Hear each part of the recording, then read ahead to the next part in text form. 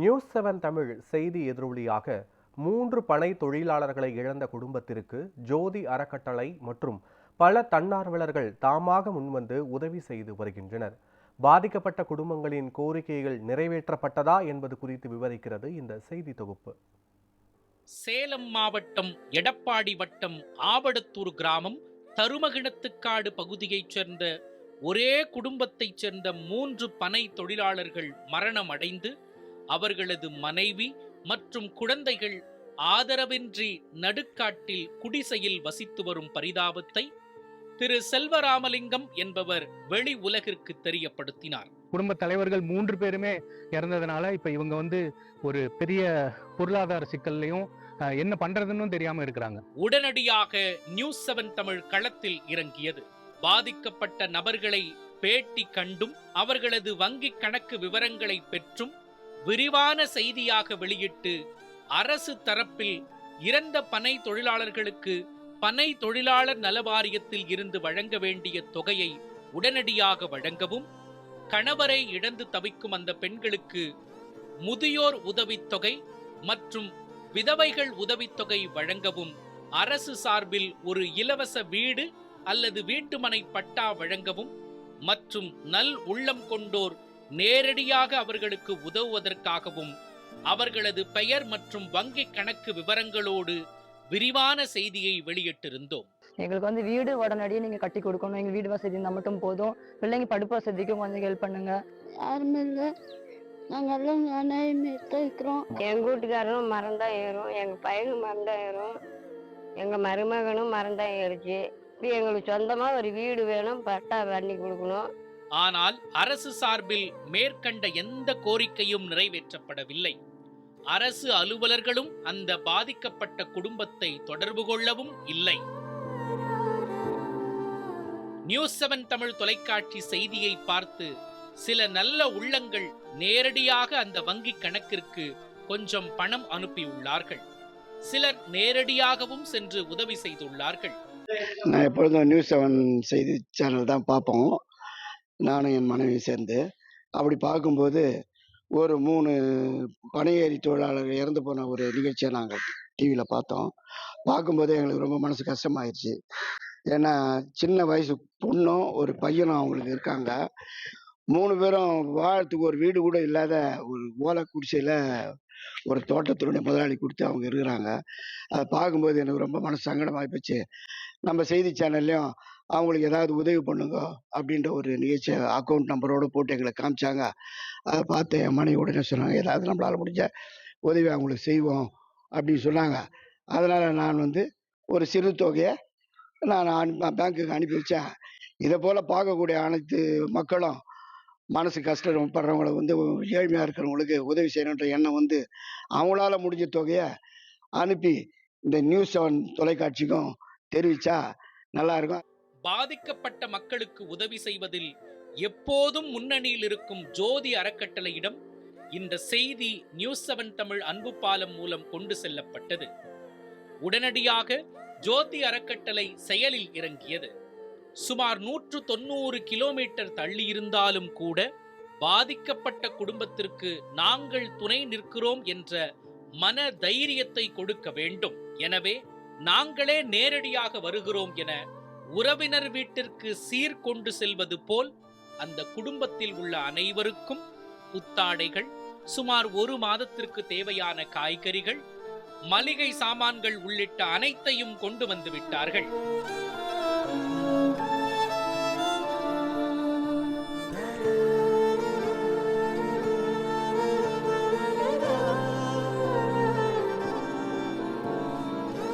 ஜோதி அறக்கட்டளையின் செயலாளர் திரு பிரபு ராஜ்குமார் அவர்கள் நேரடியாகவே அந்த காட்டு பகுதிக்கு வந்து புத்தாடைகள், மளிகை பொருட்கள் ஆகியவற்றை வழங்கியதோடு அந்த குழந்தைகளின் படிப்பு செலவிற்கு 20 மாத காலம் மாதம் 5000 ரூபாய் வைத்து பணம் அனுப்புவதாகவும் ஒரு மகிழ்ச்சியான செய்தியை அந்த குடும்ப உறுப்பினர்களுக்கு தெரியப்படுத்தினார்கள். சில வாரங்களுக்கு முன்பு நியூஸ் 7 தமிழ் செய்தி தொலைக்காட்சியில் ஒரு செய்தி வெளியாகி இருந்தது. அதாவது சேலம் மாவட்டம் அந்த ஆவடத்தூர் பகுதியை சேர்ந்த திருமதி சத்யாவோட குடும்பத்தில் வந்து 3 ஆண்கள்.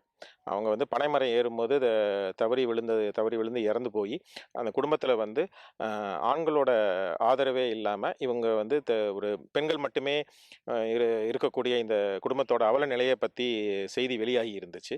அந்த செய்தியை தொடர்ந்து நியூஸ்7 தமிழ் அன்பு பாலம் மற்றும் ஜோதி அறக்கட்டளை ஆகியவை இணைஞ்சு இன்னைக்கு இந்த குடும்பத்துக்கு நாங்கள் தஞ்சாவூர்லேருந்து நேரில் இவங்களை தேடி வந்து இவங்களுக்கு வந்து 1 மாதத்துக்கு தேவையான மளிகை பொருட்கள், 1 மாதத்துக்கு தேவையான காய்கறிகள் மற்றும் இந்த குடும்பத்துக்கு அனைவருக்கும் தேவையான புத்தாடைகள் ஆகியவற்றை வந்து இன்னைக்கு நேரில் வந்து இன்னைக்கு வழங்கியிருக்கிறோம். மேலும் ஒரு இன்ப அதிர்ச்சியை ஜோதி அறக்கட்டளை அந்த குடும்பத்திற்கு கொடுத்தது. அறக்கட்டளையைச் சேர்ந்த திருமதி ஞானசுந்தரி அவர்கள் ஒரு தட்டில் 1 லட்சம் ரூபாய் வைத்து ஒரு பட்டு துணியால் மூடி அந்த குடும்பத்தினரையே பட்டு துணியை விலக்கி பணத்தை எடுக்க கேட்டுக்கொண்டு குடும்பத்தினரை மகிழ்ச்சி கடலில் ஆழ்த்தி விட்டார்கள்.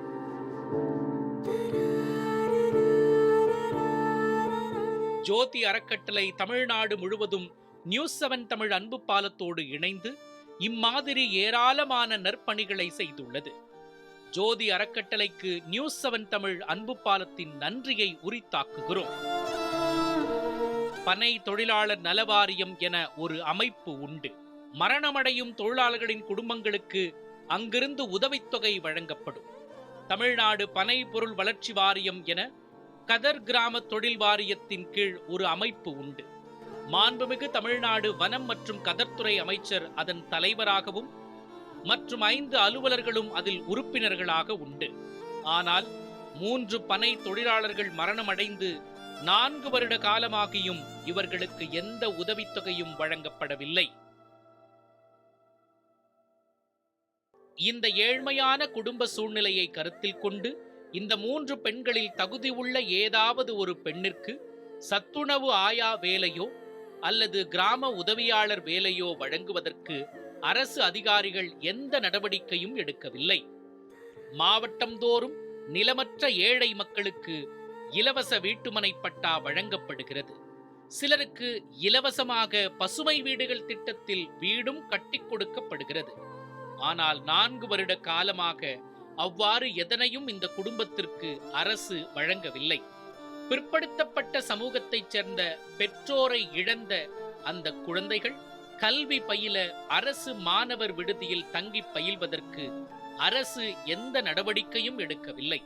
அரசு மேற்கண்ட நடவடிக்கைகளை விரைவில் எடுத்து இந்த குடும்பத்திற்கு உதவ வேண்டும் என்பது இப்பகுதி மக்களின் கோரிக்கையாக உள்ளது. இவங்களுக்கு தேவையானது என்னவோ அதை வந்து அரசாங்கம் ஒரு தனி வீடு, தனி ஒரு வீட்டுமனை கொடுத்தா நல்லா இருக்கும். நல் உள்ளத்திலும் ஆள்கிறார் என்பது இப்போ நாங்கள் உணர்றோம். ஊர் சார்பாகவும் இந்த குடும்பத்தின் சார்பாகவும் நம்ம தஞ்சாவூர் ஜோதி அறக்கட்டளை நிறுவனம் அவர்களுக்கு மனமார்ந்த நன்றியை தெரிவித்துக் கொள்கிறோம். இல்லை, ரொம்ப மகிழ்ச்சியாக இருக்குது. இவ்வளோ தூரத்துலேருந்து பயணம் பண்ணி வந்து இந்த குடும்பத்தை தான் பிரச்சனையை எடுத்து ஜோதி அறக்கட்டளை வந்திருக்காங்கன்னா அதுவே எங்களுக்கு ஒரு பெரிய மகிழ்ச்சி தான். கருத்தில் வச்சு அவங்களுக்கு எங்களால் முடிஞ்சதுன்னு சொல்லி முன்னாடி வந்து நிற்கிறதே எங்களுக்கு ஒரு பெரிய மகிழ்ச்சி, பெரிய சந்தோஷம். இதே மாதிரி இந்த அறக்கட்டளையிலேருந்து எவ்வளோ துடிப்பாக ஒரு ஆதரவு வந்துச்சோ அதே மாதிரி அரசாங்கத்திட்டிருந்து வந்தாலும் ரொம்ப சந்தோஷம். நாங்கள் வந்து அந்த வங்கி கணக்கிலே அந்த அவங்களுக்கு தேவையான உதவியை நாங்கள் செஞ்சுருக்கலாம். இருந்தாலும் இவங்களோட கோரிக்கையை, இவங்களோட வேதனையை கேட்குறதுக்கு யாராச்சும் ஒருத்தங்க இருக்கிறாங்க அப்படிங்கிறத இவங்க உணரணும். இவங்களுக்காக நாங்கள் இருக்கிறோம். நியூஸ்7 தமிழ் அன்பு பாலமும் ஜோதி அறக்கட்டளையும் இவங்களோட கோரிக்கையை கேட்கறதுக்காக இருக்குது. அவங்களோட துயரை துடைக்கிறதுக்காகவும் கண்ணீரை துடைக்கிறதுக்காகவும் அவங்க நியூஸ்7 தமிழ் அன்பு பாலமும் ஜோதி அறக்கட்டளையும் இருக்குது அப்படிங்கிறத வந்து இவங்க உணரணும். அப்படிங்கிறதுக்காக தான் நாங்கள் வந்து சிரமம் பார்க்காம தஞ்சாவூர்லேருந்து இன்னைக்கு சேலம் மாவட்டம் ஆவடத்தூருக்கு இவங்களுக்கு உதவி செய்கிறதுக்காக வந்திருக்கோம் சார். நியூஸ்7 தமிழ் செய்தியை பார்த்து சில நல்ல உள்ளங்கள் இதில் தங்களால் இயன்ற உதவியை செய்து வருகிறார்கள். நியூஸ்7 தமிழ் அன்பு பாலத்தோடு சேர்ந்து ஏராளமான நற்காரியங்களை செய்துள்ள ஜோதி அறக்கட்டளை உங்களுக்கு நாங்கள் துணை நிற்கிறோம் என்று காண்பிப்பதற்காக நேரிலேயே உறவினர் போல் சீர்வரிசைகளுடன் வந்து ஆறுதல் கூறி குடும்பத்தை மகிழ்ச்சி கடலில் ஆழ்த்தி உள்ளார்கள். அவர்களுக்கு மீண்டும் ஒரு முறை நன்றிகள். எங்களுக்கு வாழ வழியில்லை என கண்ணீரோடு முறையிட்ட இந்த குடும்பம் இப்போது எங்களால் வாழ முடியும் என்ற ஒரு தைரியத்தை வெளிப்படுத்தி உள்ளது. எனக்கு நான் கோரிக்கை வச்சுருந்தேன். இங்கே நியூஸ் மூலிமா நியூஸ் 7 மூலிமா எனக்கு அரிசி, ஒரு மாதம் தேவையான பொருட்கள், துணிமணி எல்லாம் கொண்டு கொடுத்துருக்குறாங்க. நான் எதிர்பார்க்காத அளவுக்கு பணமும் எனக்கு 1,00,000 கொடுத்துட்டு போயிருக்கிறாங்க. எல்லாருக்கும் வந்ததுக்கு எல்லாம் ரொம்ப சந்தோஷம். இவ்வளோ தூரம் எனக்கு ஹெல்ப் பண்ணுவாங்கன்னு நான் நினச்சி கூட பார்க்கல. இதுக்கு மேலே எனக்கு செய்வாங்க, எனக்கு எல்லாம் இருக்கிறாங்க அப்படிங்கிற நம்பிக்கை இருக்குது. பிள்ளைகளையும் படிக்க வச்சுருவேன். எல்லாத்துமே இனிமேல் நம்பிக்கை இருக்குது. எல்லாத்துலேயுமே நம்பிக்கையாக இனிமேல் இருப்பேன். சந்தோஷம் தான். இவ்வளோ தூரம் பண்ணிக்கிறீங்க, எங்களுக்கு சந்தோஷம் தான். ஆனால் இவ்வளோ தூரம் வரும்னு தெரியாது. இவ்வளோ சந்தோஷமாக பண்ணிக்கிறீங்க. இதுக்கு மேலே நாங்கள் நம்பிக்கை இருக்கிறாங்கன்னு எங்களுக்கு தைரியம் வந்துச்சு. எல்லாருக்கும் இதெல்லாம் சிரிக்கும் வருவாங்க, எல்லாம் பண்ணுவாங்க. இதுக்கு மேலே நாங்கள் பெரிய ஆளாக ஆகணும், ஊர் கட்டணும், வண்டி வாங்கணும், செல்லு வாங்கணும், எல்லாம் இருக்கிறோம். பிள்ளைங்களுக்கு பருப்பு செல்லு எல்லாம் பறித்து பெரிய ஆளாக ஆகி அவங்க பார்க்கணும் எங்களை எல்லாத்தையும் அப்படின்னு வேண்டிக்கிறேன். தேவையானதெல்லாம் கொண்டாந்து கொடுத்துக்கிறாங்க. எங்களுக்கு பணமும் 1,00,000 கொடுத்துருக்குறாங்க. எல்லாத்துக்கும் நன்றி. இதற்கு உதவிய அனைத்து நல் உள்ளங்களுக்கும் நியூஸ் 7 தமிழ் மீண்டும் மீண்டும் நன்றியை தெரிவித்துக் கொள்கிறது. நியூஸ் 7 தமிழ் அன்பு பாலத்தின் இம்மாதிரி உதவிகள் தொடர்ந்து கொண்டே இருக்கும். இக்குடும்பத்திற்கு உதவ நினைக்கும் நல்லவர்கள் நேரடியாகவே கீழ்க்கண்ட வங்கிக் கணக்கிற்கு பணம் அனுப்பி அந்த விவரத்தை நியூஸ் 7 தமிழ் அன்பு பாலத்திற்கு தெரியப்படுத்தும் பட்சத்தில் அது அன்பு பாலத்தின் இணையதளத்திலும் செய்தியாகவும் வெளியிடப்படும். இனிமேலாவது அரசு அலுவலர்கள் விழித்துக் கொண்டு இந்த குடும்பத்திற்கு உரிய இழப்பீடுகளை வழங்க வேண்டும் என்பதே அனைவரின் கோரிக்கை. நியூஸ் 7 தமிழ் செய்திகளுக்காக எடப்பாடி செய்தியாளர் லோகநாதனுடன் ரியாஸ்.